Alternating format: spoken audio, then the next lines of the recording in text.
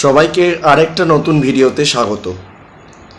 আজকে আপনারা বর্তমান সংবাদপত্র নিশ্চয়ই পড়েছেন এবং বর্তমান সংবাদপত্রের সম্প্রতি একটা খবর আমাদের সবাইকে চমকে দিয়েছে।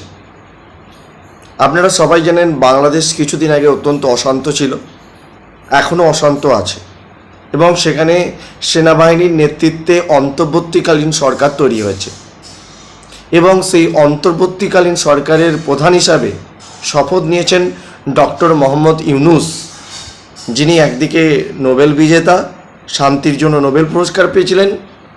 অপরদিকে মোহাম্মদ ইউনূসের কিন্তু আরেকটা পরিচয় আছে, এটা আপনাদের জানা দরকার।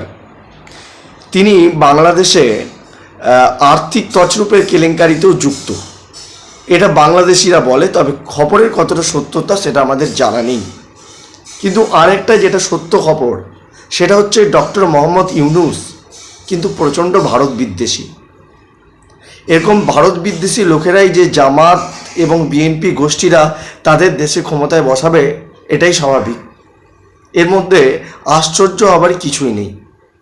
তবে সম্প্রতি সোশ্যাল মিডিয়ায় একটা মোহাম্মদ ইউনূসের একটা হুমকি খুব ঘোরাফেরা করছে যে ভারত এবং মায়ানমার এই দুটো দেশ যদি বাংলাদেশের আভ্যন্তরীণ বিষয়ে নাক গলায়, তাহলে মোহাম্মদ ইউনূস হুমকি দিচ্ছেন যে ভারতবর্ষের 7 সিস্টার নামক রাজ্যের অস্তিত্ব থাকবে না।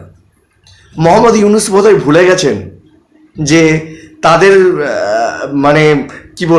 তাদের যে বাপ পাকিস্তান, যাদেরকে তারা বাবা মানে, তারা কিন্তু অনেকবার চেষ্টা করেছে ভারতবর্ষের কাছ থেকে কাশ্মীরকে ছিনিয়ে নেওয়া, কিন্তু কাশ্মীরকে তো অ্যাকচুয়াল ছিনিয়ে নিতে পারিনি, বরঞ্চ আমরা পাকিস্তানকে উপযুক্ত জবাব দিয়েছি এবং তাদের কাশ্মীরের কিছু অংশ যেটা তারা দখল করে আছে হানাদাররা, সেটাও কিন্তু ভারতবর্ষ দখল করে নেবে।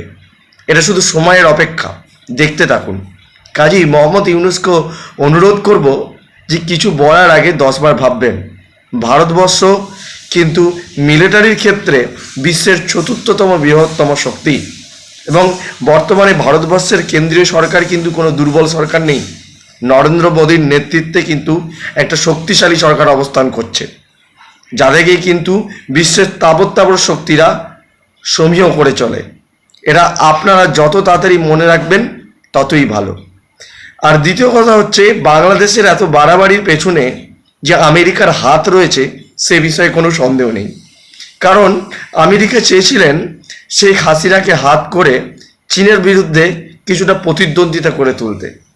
শেখ হাসিনা যেহেতু তিনি চীনের সঙ্গে ঘনিষ্ঠতা বাড়িয়ে গেছেন এবং আমেরিকার ইয়েতে সাড়া দেননি, তাই তারা জামাতকে এবং বিএনপিকে, এই দেশ দুটো সাম্প্রদায়িক দলকে উস্কানি দিয়ে ভারতবর্ষের যে স্থিতিশীল অবস্থা সেটা অস্থিতিশীল করার চেষ্টা চালাচ্ছে।